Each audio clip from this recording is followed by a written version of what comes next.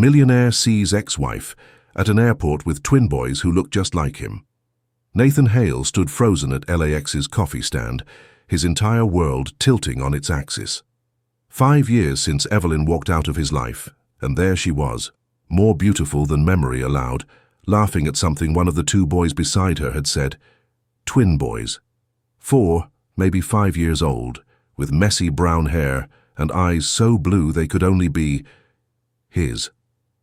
The coffee cup slipped from his hand, shattering on the marble floor. The sound made Evelyn turn, and when their eyes met, time collapsed. 5 years of emptiness, of searching, of pretending he was fine, all of it crumbled in an instant. One of the boys tugged her sleeve, pointing directly at Nathan. "Mommy, that man looks like me." Evelyn's face went pale. She pulled the boys closer, but it was too late. Nathan was already moving toward them, his legs unsteady, his heart hammering so hard he thought it might break through his chest. "Evelyn," he breathed, stopping 3 feet away. "Are they—" She nodded, tears already forming. "Yes, Nathan. They're yours." The entire airport seemed to disappear. Just him, his ex-wife, and 2 boys who had his eyes, his jaw, his entire future written in their small faces. Before we dive into this incredible story of second chances and hidden truths, drop a comment telling me where you're watching from, and if you're new here, hit that subscribe button and ring the notification bell so you never miss our emotional love stories. Nathan couldn't breathe, couldn't think, could only stare at the 2 small boys who were looking back at him with curious, innocent eyes. His eyes, the same shade of blue his mother always said could see through walls. "Daddy," the smaller one whispered, the word barely audible, but hitting Nathan like a physical blow. "Maybe," Evelyn said softly, her hand protective on the boy's shoulder. "Boys, this is Nathan. An old friend." "But he looks like us," the other twin said more boldly, "like when we look in the mirror at each other." Nathan dropped to his knees right there in the middle of LAX, not caring about his Armani suit on the airport floor, not caring about the people staring. "What are your names?" he asked, his voice cracking. "I'm Ethan," the bolder one said, "and he's Oliver. We're 4 3/4. "Ethan and Oliver," Nathan repeated, tasting the names, memorizing them. "Those are perfect names." "Mommy picked them," Oliver said shyly. "She said Ethan means strong and Oliver means peaceful. Like you and your daddy were supposed to be," Evelyn had whispered to them once, though they'd been too young to understand. Nathan saw it in her eyes now, the memory, the meaning. "Nathan, we need to go," Evelyn said, her voice tight. "Our flight, please." The word came out desperate, broken. 5 minutes. Just give me 5 minutes." She looked at him, really looked at him, for the first time in 5 years. He was thinner, she noticed. The laugh lines she'd loved were replaced by stress marks. His hair had silver at the temples now, premature but distinguished. He looked successful, powerful, and utterly lost. "Boys, why don't you go look at the planes through that window?" she suggested, pointing to the large observation area 20 feet away. "Stay where I can see you." They ran off, immediately pressing their faces against the glass, and Evelyn turned back to Nathan, who had stood but looked like he might collapse again. 5 years, Evelyn. 5 years, and you never told me." "You weren't there to tell." The words came out harder than she intended. "You missed my miscarriage for a business deal in Tokyo. You missed our anniversary for a property closing. You missed—" "I missed everything," he finished, his voice hollow. "I know, God, I know, but twins, my sons, they weren't yours then. They were mine. The children of a woman who was alone, scared, and 28 years old, trying to figure out how to raise 2 babies without the man who was supposed to love her. I did love you, I do love you. You loved your empire more. That's not—" He stopped, because wasn't it true? Hadn't he chosen conference calls over dinner dates, contracts over conversations, success over her? "I found out I was pregnant 2 weeks after I left," Evelyn continued, her voice steadier now. "I was in Portland, staying with my sister. I picked up the phone to call you 100 times. Why didn't you? Because I knew you'd come, you'd throw money at the situation, hire the best doctors, the best nannies, set us up in some perfect house, and you'd visit when you could, between meetings, between deals. Our children would have a part-time father, and I'd be alone anyway, just in a nicer prison. The truth of it hit him like ice water. That's exactly what he would have done 5 years ago, thrown money at the problem instead of himself. "Where are you flying?" he asked, watching the boys point excitedly at a plane taking off. "Home, San Diego. We've been visiting my mother in Seattle." "San Diego? You've been in San Diego this whole time?" "The last 3 years, before that Portland, then briefly Austin. I looked for you, hired investigators." "I know, I was careful. Why?" "Because I needed to heal, Nathan, and I couldn't do that with you pulling me back into your orbit. And now? Now I'm a different person, stronger. I have my own graphic design business, my own life, my own family. Our family." "My family," she corrected. "You don't get to claim them just because you share DNA." "Then let me earn them. Let me earn all of you." Evelyn laughed, but it was bitter. "How? Between your meetings, your international flights, your empire that needs constant attention? I'll change." "You said that before. The last year of our marriage was full of 'I'll change.' This is different. Why? Because now I know what I've lost. Not just you, though losing you nearly killed me, but them. 4 years and 3/4 of them. First words, first steps, first everything." "Their first word was mama," Evelyn said quietly. "They walked at 11 months. Ethan first, then Oliver an hour later, like he was waiting to see if it was safe. They love dinosaurs and hate broccoli. Ethan wants to be a pilot.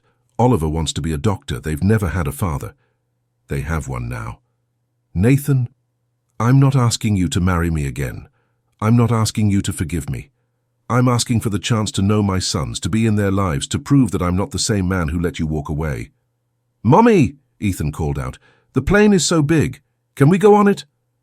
"We are going on one, sweetheart. In about an hour." "Cool." Both boys ran back, and Oliver, the shyer one, hid partially behind Evelyn's leg while looking at Nathan. "Do you have planes?" Ethan asked Nathan directly. No planes." "Oh." Ethan looked disappointed. "Mommy said our daddy might have planes." Evelyn's face flushed. I was talking about someone else." But Nathan heard the truth in her voice. She'd talked about him to them, even if not by name. "I could show you planes," Nathan said carefully. "Not mine, but I know people. If your mom says it's okay." "Can we, Mommy?"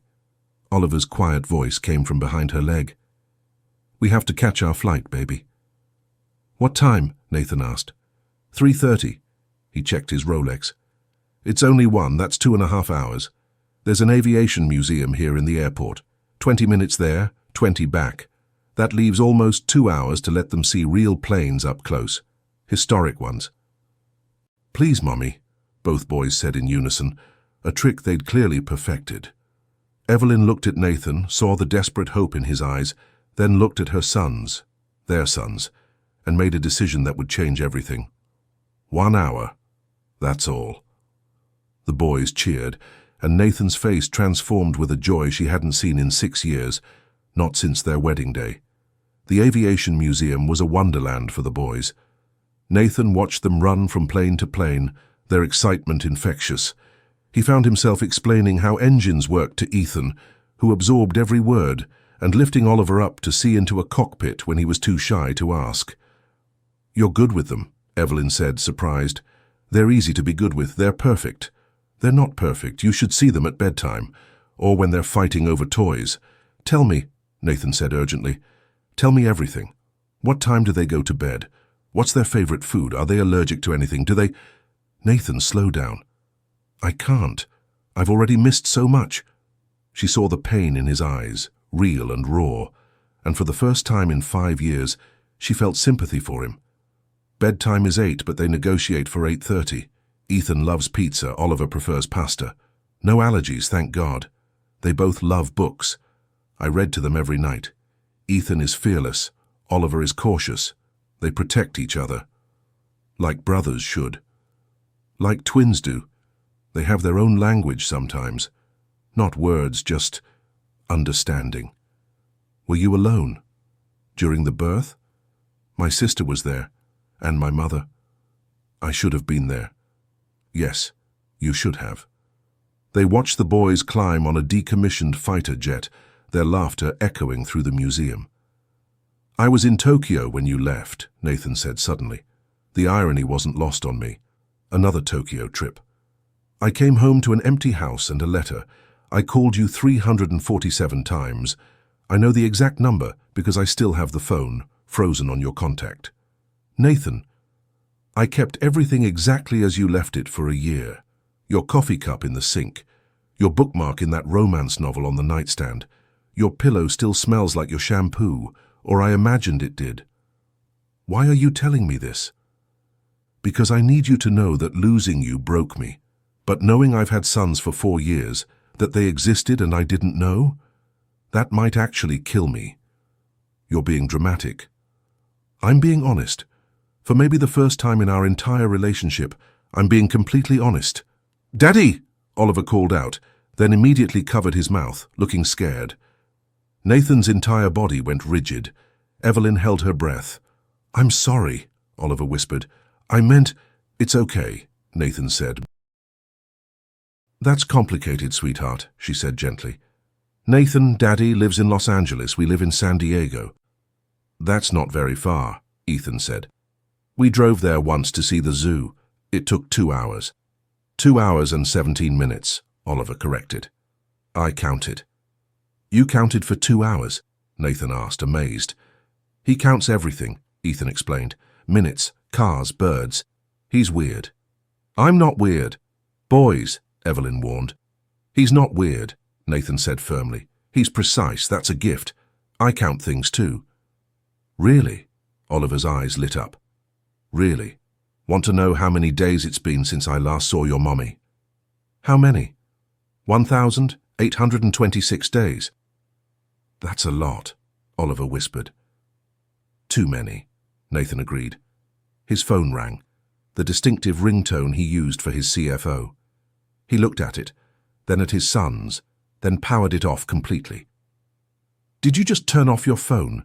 Evelyn asked, shocked. "Yes." Nathan Hale turned off his phone. "Should I document this historic moment?" "Mock me all you want. I deserve it." "Mommy, I'm hungry," Ethan announced.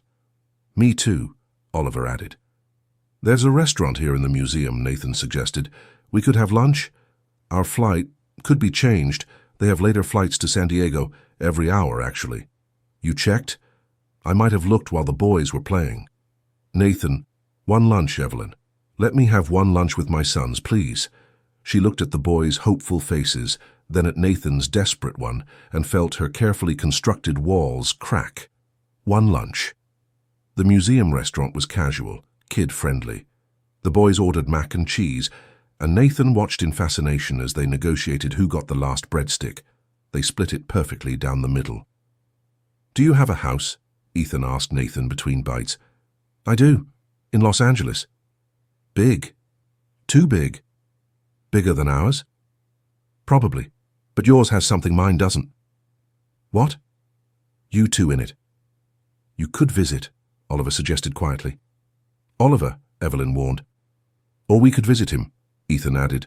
"We like trips." "Boys?" "I would love that," Nathan said quickly. "Either. Both. Whatever your mum thinks is best." "Why do you keep looking at Mummy like that?" Ethan asked suddenly. "Like what?" "Like she's ice cream and you're really, really hungry." Evelyn choked on her water. Nathan turned red. "That's not exactly—" "He means," Evelyn said, recovering, "that Nathan and I knew each other a long time ago. We were friends." "More than friends?" Oliver asked, too perceptive for 4. "We were married," Nathan said simply. "Your mummy was my wife. But not anymore. Not anymore." "Why?" "Because I made mistakes. Big ones." "Did you say sorry?" "Not enough. Not the right way." "Mummy says if you're really sorry, you show it with actions, not just words," Ethan recited. "Your mummy is very smart." "The smartest," both boys said in unison. "How did you two get so wonderful?" Nathan asked, genuinely amazed. "Mommy," they answered together, and Evelyn had to excuse herself to the bathroom to cry. When she was gone, Nathan leaned closer to the boys. "Can I tell you a secret?" They nodded eagerly. "I still love your mommy, I never stopped." "Then why did you let her go?" Oliver asked. "I didn't know how to hold on the right way. I held too tight to the wrong things and not tight enough to her." "That's sad," Ethan said.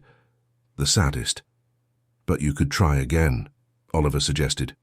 "Mommy says everyone deserves second chances if they really mean it." "Does she?" "She gave us second chances when we broke her favorite vase," Ethan said. "And when we drew on the walls," Oliver added. "And when we tried to give the cat a bath." "You have a cat?" Nathan asked. "Mr. Whiskers. He's orange and grumpy, but we love him anyway." "Like Mommy loves us even when we're grumpy," Oliver said. "Does she love anyone else?" Nathan asked, knowing he shouldn't. "Like a boyfriend?" Ethan asked. "Yeah." "No, Mark asked her out, but she said no. And David from the park. And that guy at the grocery store." "She says she's too busy with us," Oliver explained. "But I think she's sad sometimes," Ethan added quietly. "At night when she thinks we're sleeping." Nathan's heart cracked. "Sad how?" "She looks at pictures on her phone and cries sometimes." "What pictures?" "Old ones. There's one of her in a white dress with someone, but we can't see who." "Their wedding photo." She'd kept it. Evelyn returned, eyes slightly red but composed. "What are you three talking about?" "Mr. Whiskers," the boys said in perfect unison. "Our cat hates everyone," she explained to Nathan. "Sounds charming." "He is, actually, in his own way. Like someone else I used to know." "Used to?" "Well, I haven't been very charming lately. 5 years of self-loathing tends to eliminate charm." "Self-loathing? Nathan Hale, corporate king of California? Success is easy when it's all you have." The weight of that statement settled between them. "We should go," Evelyn said finally. "Even if we take a later flight, take my plane." "What?" "I said I didn't have a plane." That was technically true. The company has planes, 3 of them. One is here, fueled and ready. Take it to San Diego. It's a 30-minute flight. The boys would love it. "Nathan, we can't." "Please, it's practical. You'll be home faster. The boys get an adventure and—" He paused. "I could fly with you, see where you live, meet Mr. Whiskers, then fly back tonight." "That's insane." "That's co-parenting." The word hung in the air. Co-parenting. Like they were a team, like they were something. "Mommy, please." Both boys deployed their synchronized begging. "This is too much too fast," she said to Nathan quietly. "Or 5 years too late," he countered. She looked at her sons, their sons, and saw the hope in their eyes, the same hope reflected in Nathan's. "Fine, but you fly back tonight. Deal." The private plane was everything the boys dreamed of and more. They explored every inch, Nathan patiently answering their endless questions. He showed them the cockpit, let them sit in the pilot's seat, even got the actual pilot to give them wings pins. "This is the best day ever," Ethan declared. "Ever, ever, ever," Oliver agreed. During the short flight, the boys fell asleep, one on each side of Nathan. He sat perfectly still, afraid to wake them, staring at their faces like he was memorizing every detail. "You can relax," Evelyn said softly. "They sleep like rocks." "They're perfect." "You said that already. It bears repeating." "Nathan, what are you doing?" "Sitting very still so I don't wake them. You know what I mean. This, the plane, the museum, the promises you're making with your eyes.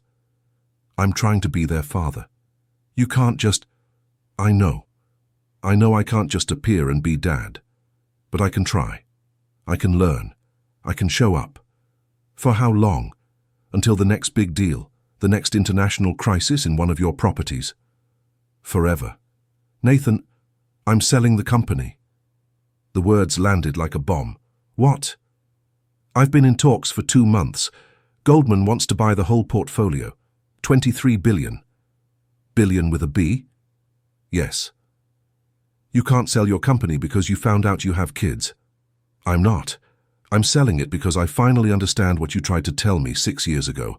The empire means nothing if you're alone in it. You've worked your entire adult life building that company. And I missed my entire adult life in the process. I missed you, I missed them, I missed myself. What would you even do without it? Be a father. Maybe start something smaller, something that doesn't require 18-hour days. Maybe move to San Diego. Nathan, stop. Stop what? Stop. Stop saying everything I wanted to hear 5 years ago. I'm saying what I should have said 5 years ago, what I should have known 5 years ago. It's too late. Is it? Look at them, Evelyn. Look at us. Is it really too late? She didn't answer, because Oliver stirred, mumbling "Daddy" in his sleep and curling closer to Nathan's side. Nathan's eyes filled with tears. I dream about them, he said quietly, before I even knew they existed. For the past year, I've had this recurring dream about teaching a little boy to ride a bike. He had my eyes. I thought I was going crazy. Nathan, I think somehow I knew, some part of me knew they were out there. The plane began its descent into San Diego. The boys woke excited to see their city from above. Look, there's our school, Ethan pointed. And the beach where we build sandcastles, Oliver added. Nathan absorbed every detail, building a map of their lives in his mind.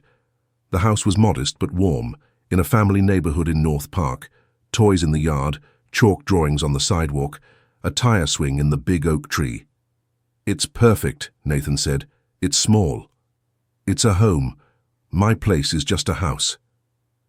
Mr. Whiskers, as promised, hated Nathan on sight. The orange tabby took one look at him and hissed. He'll warm up, Evelyn said.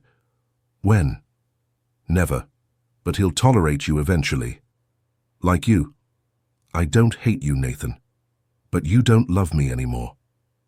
She didn't answer, busying herself with getting the boys ready for their delayed bedtime routine.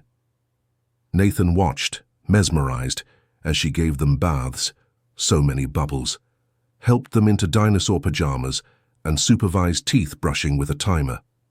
The boys showed him their room, bunk beds, constellation nightlight, more dinosaur everything. Will you read us a story? Oliver asked Nathan. If your mum says it's okay. Evelyn nodded and Nathan took the offered book, The Gruffalo. He read with different voices for each character, making the boys giggle.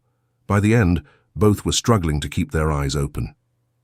Daddy, Ethan mumbled, will you be here when we wake up? Nathan looked at Evelyn. Daddy has to go back to Los Angeles tonight, she said gently. But I'll come back, Nathan added quickly. If your mommy says it's okay, I'll come back soon. Tomorrow? Maybe not tomorrow, but soon. Promise? I promise. After they were asleep, Nathan and Evelyn sat on her back porch, awkward in the silence. They're amazing, he said finally. They are. You did that. You made them amazing. They made themselves amazing. I just tried to keep up. The divorce papers, Nathan said suddenly. You never filed them. Evelyn stiffened. How do you know that? My lawyer mentioned it last year, said we were still technically married. I thought it was a paperwork error. It wasn't. Why? She was quiet for so long, he thought she wouldn't answer. At first I was too overwhelmed, pregnant with twins, trying to find work, dealing with morning sickness that lasted all day. Then they were born, and filing for divorce was the last thing on my mind. And after? After, it felt like admitting final failure, like closing a door permanently. I kept thinking I'd do it when they were 1, then 2, then 3. It's been almost 5 years, Evelyn. I know how long it's been. She stood, wrapping her arms around herself. You should go. Your plane is waiting. Evelyn. Please, Nathan. This is too much for one day. You've met them. They know who you are. Can we take this slowly? Of course. Whatever you need.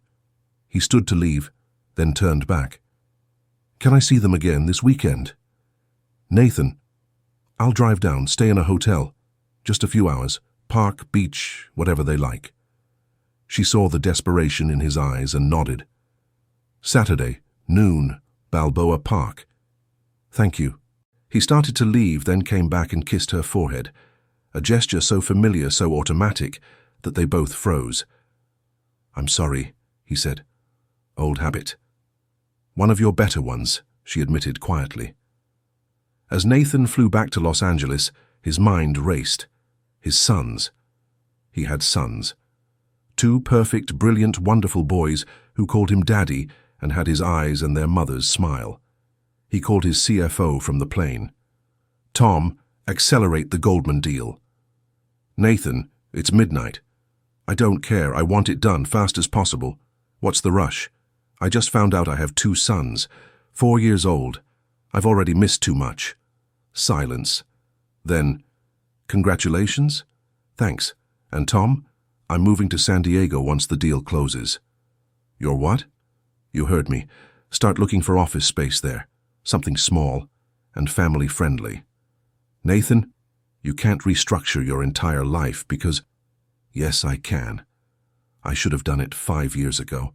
He hung up and called his real estate agent. "Miranda, I need you to find me a house in San Diego, North Park area preferably." "Nathan, do you know what time it is?" 3 bedrooms minimum, big yard, good schools, family neighborhood." "Family? Nathan Hale is looking for a family home? By this weekend, if possible." "This weekend? That's impossible." "Nothing's impossible, just expensive." He hung up and stared at the photo he'd taken on his phone. The boys asleep on the plane, one on each side of him, his wallpaper for the foreseeable future. Back in San Diego, Evelyn couldn't sleep. She wandered her small house, straightening toys that didn't need straightening, looking at the empty spaces where Nathan had been just hours before. Her phone buzzed, a text from Nathan. "Thank you for today, for them, for everything." She shouldn't respond, should maintain boundaries. Instead, she typed, "They loved meeting you." His response was immediate. "Not as much as I loved meeting them." Then another, "I'm looking at their picture." And another, "Oliver counts like my father did. Ethan has your fearlessness." She found herself smiling. "Go to sleep, Nathan." "Can't. Too happy." "You have to be exhausted." Exhausted but alive. Really alive, for the first time in 1,126 days. Her heart squeezed. She turned off her phone before she could say something stupid. Saturday came fast. Nathan arrived at Balboa Park an hour early, pacing near the playground. He'd brought too much: toys, books, snacks, sunscreen, a first aid kit. "Planning to adopt the whole park?" Evelyn asked, amused. He spun around. She was in jeans and a simple t-shirt, but she looked beautiful. The boys were already running toward the playground. "I didn't know what they liked." "Nathan, you brought 4 soccer balls. Different sizes. I researched optimal soccer ball sizes for 4-year-olds. "Of course you did," but she was smiling. They spent the afternoon at the park. Nathan taught the boys to kick soccer balls, pushed them on swings until his arms ached, and caught them at the bottom of the slide approximately 1,000 times. "Higher, Daddy," Ethan demanded on the swing. "Any higher and you'll achieve orbit." "What's orbit?" Nathan explained space and gravity while pushing swings, turning it into a game. Other parents watched, some recognizing him from business magazines, but he didn't notice. His entire world was these 2 boys and the woman sitting on the bench, pretending to read, but watching them over her book. "Lunch?" Nathan suggested when the boys finally tired. "There's a place nearby they love," Evelyn said. It was a hole-in-the-wall taco shop. Nathan, in his designer jeans and $1,000 shoes, looked hilariously out of place. "Best tacos in San Diego," Evelyn said. "Better than the ones from that place we used to go?" he asked without thinking. They both froze. Their place. The little stand near their first apartment, where they'd eaten twice a week when they were young and broke and madly in love. "Different," she said carefully. The boys devoured their tacos, getting more on themselves than in their mouths. Nathan helped clean faces and hands, natural as breathing. "You're good at this," Evelyn observed. "They make it easy." "Daddy, can we get ice cream?" Oliver asked. "If your mum says yes." "Please, Mommy?" Both boys turned their eyes on her. "You taught them that," she accused Nathan. "Taught them what?" "The puppy dog eyes, That's your move." "I have no idea what you're talking about," he said, demonstrating the exact same expression. "Ridiculous, all three of you." They got ice cream, the boys got it everywhere. Nathan didn't even flinch when chocolate ended up on his designer shirt. "That's a $300 shirt," Evelyn noted. "Best $300 I ever spent." As the sun started setting, the boys began fading. Oliver curled up in Nathan's lap on a park bench, while Ethan leaned against his side. "Daddy?" Ethan asked sleepily. "Why can't you live with us?" Nathan looked at Evelyn helplessly. "It's complicated, sweetheart," she said. "Grown-ups always say that," Ethan complained. "Because grown-ups make things complicated," Nathan said. "But sometimes they can uncomplicate them too." "Will you? I'm trying, buddy, really hard." "Good," Ethan mumbled, then fell asleep against him. "I should get them home," Evelyn said softly. "Let me carry them." He picked up both boys, one in each arm, and carried them to her car. They stirred slightly as he buckled them into their car seats, both mumbling "Daddy," before settling back to sleep. "Tomorrow?" Nathan asked hopefully. "Nathan, you can't drive down every day. Watch me. You have a company to run. Not for much longer." "You're serious about selling?" "Goldman's offer is on my desk. I'm signing Monday." "This is insane. This is clarity." He stepped closer. "Evelyn, I know I have no right to ask, but I'm going to anyway. Give me a chance, not to be your husband again, not yet, but to be their father, to be in their lives, to prove I'm not the same man who let you leave." "You didn't let me leave. You drove me away." "You're right, I did, and I've regretted it every day since. Regret doesn't fix things." "No, but actions might." She looked at him, really looked. He was different. Still intense, still driven, but focused on something besides profit margins and property values. "3 days a week," she said finally. "You can see them 3 days a week. We'll figure out a schedule." "Thank you." "Nathan, I need you to understand something. This is about them, not us. Whatever we're still married. Technically. Legally. Emotionally. For me at least." "Nathan, I know you're not there. Maybe you'll never be there again. But I'm going to try, Evelyn. Every day, I'm going to try to be the man you deserved 5 years ago." She drove away without responding, but that night, after the boys were asleep, she pulled out the box she'd hidden in her closet. Their wedding album, letters he'd written her when they were dating, the watch he'd given her for their first anniversary. She found their wedding photo, the one the boys had mentioned, Nathan looking at her like she was his whole world. Had he ever looked at her that way again after that day? Today her traitorous mind supplied, "He looked at you that way today." The next few weeks fell into a rhythm. Nathan came down Tuesday evenings for dinner, Thursday evenings for homework help, and all day Saturday for adventures. He found an apartment nearby, just temporary, he said, though he'd signed a year lease. The boys bloomed under his attention. Ethan became less wild, channeling his energy into the sports Nathan taught him. Oliver became more confident, proud, when Nathan praised his counting and organizing skills. "He's good for them," Evelyn's sister Amy said, visiting from Portland. "And they're good for him." "I know. He's good for you too." "Amy, you're happier. Don't deny it." "I'm not happier. I'm just less tired. Having help with the boys is nice." "Right. That's why you wear makeup on the days he comes over." "I do not.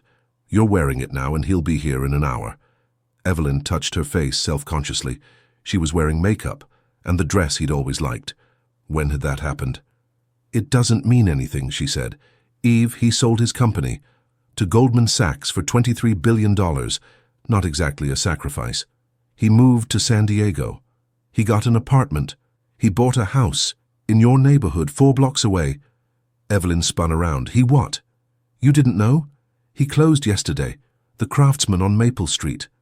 The beautiful 4-bedroom Craftsman she'd walked past 1,000 times, dreaming. The one with the perfect yard and the treehouse and the front porch swing. "That bastard," she whispered. "That man in love," Amy corrected. Nathan arrived with the boys' favorite pizza and a new board game. The boys attacked him with hugs, talking over each other about their day. "Evelyn," he said, looking uncertain, "you look nice. We need to talk. Boys, go play with Aunt Amy." She led him to the back porch. "You bought a house." His face went carefully neutral. "I did. 4 blocks away. It's a nice neighborhood. The Craftsman on Maple. You know it? Nathan, I've walked past that house every day for 3 years. I've dreamed about that house." "I know." "How could you know?" "Mrs. Patterson, your neighbor. She mentioned you always stopped to look at it. Said you told her once it was your dream house. So you bought it. It was for sale. For $1.2 million. 1.3, actually. There was a bidding war. "Nathan, you can't buy houses in my neighborhood." "Why not? It's a good investment. It's an invasion. It's proximity to my sons. It's you trying to buy your way back into our lives." "No," he said firmly. "It's me trying to build a life worth inviting you into." The words hung between them, heavy with meaning. "Nathan, let me show you something," he said, pulling out his phone. He scrolled to a video. "The boys helped me plan it last weekend when you were at the grocery store." On the screen, Ethan and Oliver were standing in the empty Craftsman, their voices echoing. "This is gonna be our room," Ethan announced. "Daddy said we could have bunk beds here too. And this is where Mummy's office would go," Oliver added, standing in the sun-filled front room, "because she likes the morning light for working. And the big room is for Daddy and—" Ethan stopped, looking at the camera. "Daddy, is Mommy gonna live here too?" Nathan's voice came from behind the camera. "That's up to Mommy. We should convince her," Oliver said seriously. "With reasons." "What reasons?" "Number 1, Oliver held up a finger, "the kitchen is bigger. Number 2, Ethan added, "there's a tree house. Number 3, we'd all be together. Number 4, Mommy wouldn't look sad anymore when she thinks we're sleeping." The video ended. Evelyn had tears streaming down her face. "You used our sons to emotionally manipulate me. I used our sons to show you what's possible. Nathan, I know I hurt you. I know I chose wrong, prioritized wrong, lived wrong. But Evelyn, these last 2 months have shown me what life is supposed to be. Saturday mornings at the park, Tuesday night dinosaur nuggets, Thursday homework battles. That's real. That's living. You can't just... I'm not just anything. The sale is final. $23 billion. My lawyers are setting up trusts for the boys, charities, all of it. I kept enough to live well, but not enough to lose myself in again." "You gave up $23 billion? I kept about 50 million, more than enough for a lifetime, not enough to build another empire. That's insane. That's freedom." He moved closer. "Do you know what I did yesterday? Bought my dream house. After that, I coached Ethan's little league team, volunteer assistant coach, me, Nathan Hale, teaching 5-year-olds which way to run to first base." Despite herself, Evelyn smiled. "How'd that go?" "Chaos. Complete chaos.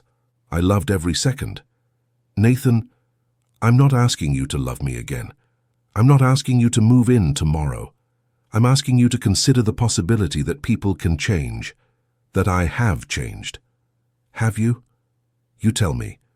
Would the old Nathan turn off his phone during dinner? Would he spend 3 hours building a Lego spaceship? Would he know that Oliver needs exactly 4 ice cubes in his apple juice and Ethan has to have his sandwich cut diagonally? Those are little things. Those little things are everything. They're what I missed, what I threw away for conference calls and quarterly reports. Amy appeared in the doorway. "Sorry to interrupt, but someone wants to say goodnight to Daddy." Both boys appeared in dinosaur pajamas, racing to Nathan. "Can Daddy tuck us in?" Ethan asked. "Please, Mummy," Oliver added. Evelyn nodded, and Nathan followed them to their room. She listened as he read them a story, doing all the voices, making them giggle. Then she heard him singing, off-key but earnest, the lullaby she'd created for them as babies. "How does he know that song?" Amy whispered. "I don't know." When Nathan came back out, his eyes were suspiciously wet. "They wanted me to check for monsters. I told them monsters are afraid of daddies." "Are they?" Evelyn asked. "Terrified. especially daddies who used to be monsters themselves and know all their tricks. Amy excused herself tactfully, leaving them alone. "The song," Evelyn said. "How did you know it?" "You hummed it. That last morning before you left. You were making breakfast and humming. I recorded it on my phone because you looked happy, and I wanted to remember you happy. You've had a recording of me for 5 years. I've listened to it every night. 3 minutes and 17 seconds of you humming and the coffee percolating and the birds outside our kitchen window. Nathan, I also have the voicemail where you told me you loved me, the video from Amy's wedding where you caught the bouquet, the security footage from our building the day you moved in, so excited about our first place together. That's borderline stalking. That's definitely stalking, but it was all I had left. You could have fought for me. I didn't know how. I only knew how to fight for deals, for money, for things that didn't matter. By the time I figured out you were what mattered, you were gone. I wasn't gone. I was in Portland, then Austin, then here. Hidden. Healing. Are you healed?" She thought about it. Really thought about it. Mostly. And the parts that aren't. They're the parts that still love you. The stupid, stubborn parts that watch you with our sons and remember why I fell in love with you in the first place. Nathan stopped breathing. "You still love me?" "I love the memory of you. I love the potential of you. I love the father you're becoming. But not me. Not the actual me. I don't know the actual you anymore." "Then let me show you. Date me." "Date you? We're married. We're separated, technically. Date me like we're strangers, like we just met. Let me court you properly this time." "Nathan, 1 month. Give me 1 month of real dates. If you still want to divorce me after that, I'll sign whatever you want." "And if I don't?" "Then we start over. Real marriage this time. You, me, the boys, maybe more kids, definitely Mr. Whiskers, even though he hates me. He really does hate you. I'll win him over. I'm very persistent." "I've noticed." "Is that a yes?" "That's a maybe." "I'll take maybe." He stood to leave, then turned back. "Evelyn, the house on Maple. I had them paint the office that green you love, the one from the magazine you kept on our coffee table 6 years ago." After he left, Evelyn sat in her quiet house thinking. Amy came back out with wine. "So?" "He wants to date me." "Your husband wants to date you." "My estranged husband who abandoned me for his empire wants to court me." "The billionaire who gave up his empire for his family wants to court you." "Former billionaire." "Oh, please, 50 million still counts.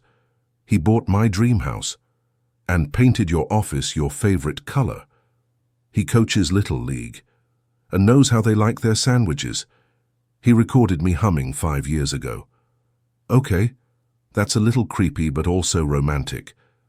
"Amy, what do I do?" "What do you want to do?" "I want to protect my boys." "They're protected. They have a father who adores them. What do you want?" Evelyn was quiet for a long moment. "I want to trust him. I want to believe he's changed. I want to stop being scared that if I let him back in, he'll break my heart again." "So let him prove he won't." "How?" "By dating you, apparently." Their first official date was that Friday. Nathan hired a babysitter, thoroughly vetted, with references Amy checked. He picked Evelyn up in a normal car, not a limo, wearing jeans and the leather jacket she'd bought him years ago. "You kept it?" "I kept everything." He took her to a food truck festival, remembering how she preferred street food to fancy restaurants. They ate Korean tacos and gourmet grilled cheese, sharing bites like they used to. "Tell me about the last 5 years," he said. "Not the boys, not the logistics, you." So she did. The loneliness of new motherhood with twins, the fear that she'd ruined their lives by leaving, the struggle to build her design business while nursing 2 babies, the nights she'd cried herself to sleep, but also the joy, first smiles, first words, the fierce love she didn't know was possible. "Tell me about yours," she said. He talked about the emptiness of success without someone to share it with, the penthouse that echoed, the deals that felt meaningless, the therapy he'd finally started 2 years ago. "Therapy?" Twice a week for 2 years. Learned a lot about myself. None of it pretty. Like what? Like I was recreating my father's patterns. He was absent too, always working. I swore I'd be different, then became exactly like him. Your father loved you. From a distance. Like I loved you. Not enough. You loved me plenty. You just loved your company more. I was afraid. Of what? Of being enough without it. Of being just Nathan, not Nathan Hale of Hale Industries. The company was my identity. Without it, who was I? My husband. The boy's father. I know that now. Didn't then. They walked along the harbour after eating, hands almost touching but not quite. This is weird, Evelyn said. Good weird or bad weird? Just weird. Dating my husband. Estranged husband. Still husband. Is that why you never filed? Partially. Also, lawyers are expensive. Evelyn. Okay, fine.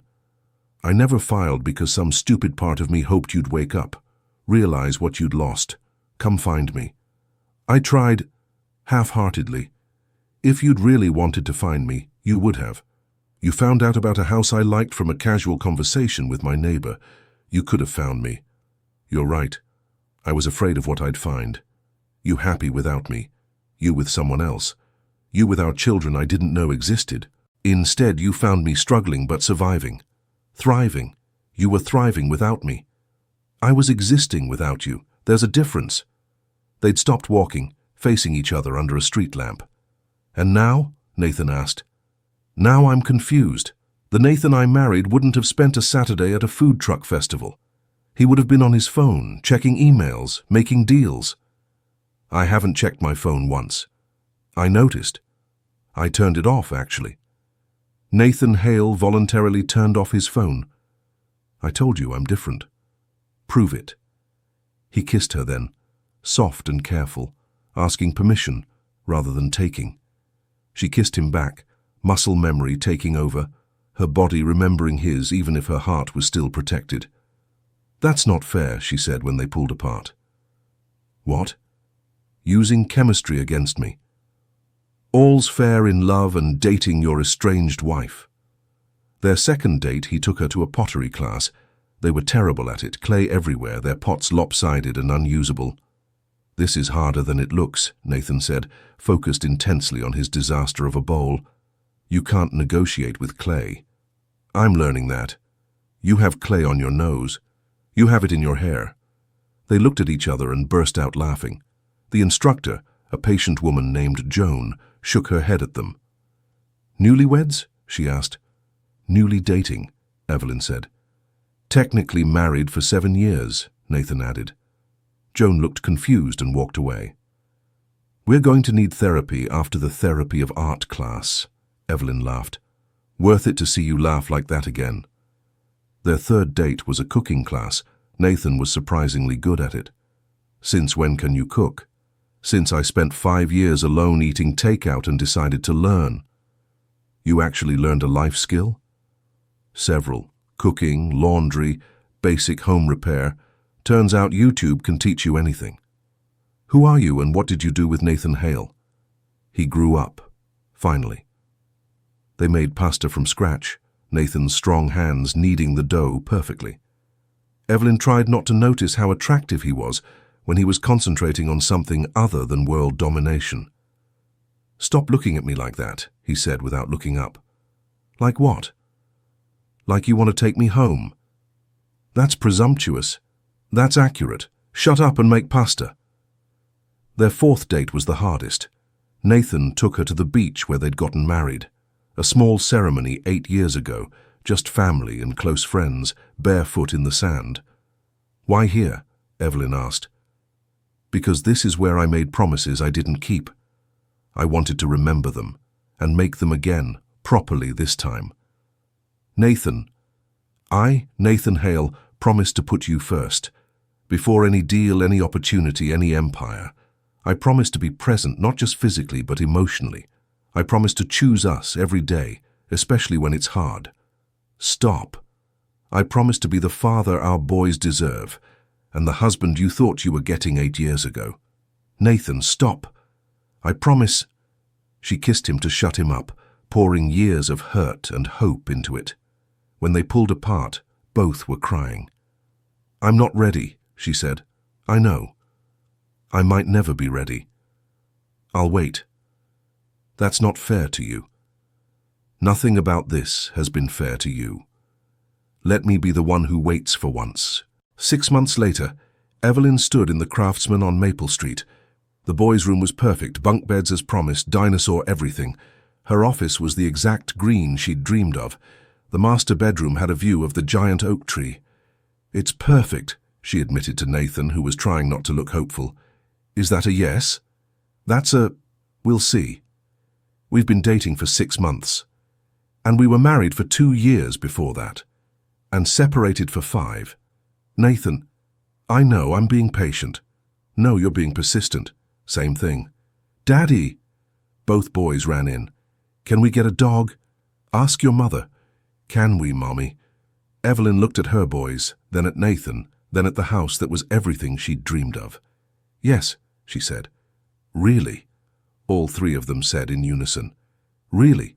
But Nathan has to convince Mr. Whiskers. Deal, Nathan said immediately. And we're taking this slow. Absolutely. And you're sleeping in the guest room? For now. Nathan. I'm agreeing. Guest room. And we're keeping my house. As a rental. Good investment. And we're not getting remarried. We never got divorced. Nathan. What? It's true. The boys looked between them, confused. Are we moving here? Ethan asked. Maybe, Evelyn said. Probably, Nathan said. Definitely, both boys said together. And looking at her family, her complicated, imperfect, slowly healing family, Evelyn knew they were right. They moved in 2 weeks later. Mr. Whiskers still hated Nathan, but had graduated to tolerating his presence. The dog, a golden retriever named Taco, the boys picked the name, loved everyone. Nathan kept his promises. He was present. He cooked breakfast every morning. He never missed bedtime. His phone was off from 6 p.m. to 8 a.m. He coached Little League, badly but enthusiastically. He learned to braid hair for dress-up days. He built blanket forts and had Nerf gun wars and let the boys bury him in sand at the beach. You really have changed, Evelyn said one night, watching him read to the boys. I had good motivation. $23 billion worth. 4 hearts worth, yours and theirs. That's cheesy. That's true. I love you, she said, the words slipping out unexpectedly. Nathan froze mid-sentence in the book. What? Both boys asked. I said I love you, Evelyn repeated, braver now. Mommy loves Daddy, Ethan shouted. Finally, Oliver added. Nathan carefully closed the book, tucked the boys in, and followed Evelyn to the hallway. Say it again. I love you, Nathan Hale. Again. Still. Always, apparently. Guest room? Not tonight. Tomorrow. We'll see. He kissed her then, full of promise and patience, and the kind of love that survives separation, silence, and stubborn hearts. I love you too, he said. Never stopped. Never will. Even if I make you wait another 5 years? Even if you make me wait forever? I won't. Thank God. From their room, Oliver called out, Daddy, are you and Mommy going to have more babies now? Nathan and Evelyn looked at each other. Maybe, they said in unison. And in the Craftsman on Maple Street, with their boys giggling in their room and Mr. Whiskers glaring from his perch and Taco wagging his tail, the Hale family began again. Not from scratch, but from scar tissue. Not perfect, but real. Not forced by circumstance, but chosen with purpose. The empire Nathan had built in concrete and steel had crumbled. The empire he was building now, in bedtime stories and morning pancakes and promises kept, would last forever. If this story touched your heart, please subscribe to our channel for more emotional second-chance love stories. Share in the comments. Do you believe people can truly change? Can love survive years of separation? Remember, sometimes the best families are the ones that find their way back to each other. Thank you for watching, and don't forget to ring that notification bell for more stories of love, redemption, and second chances.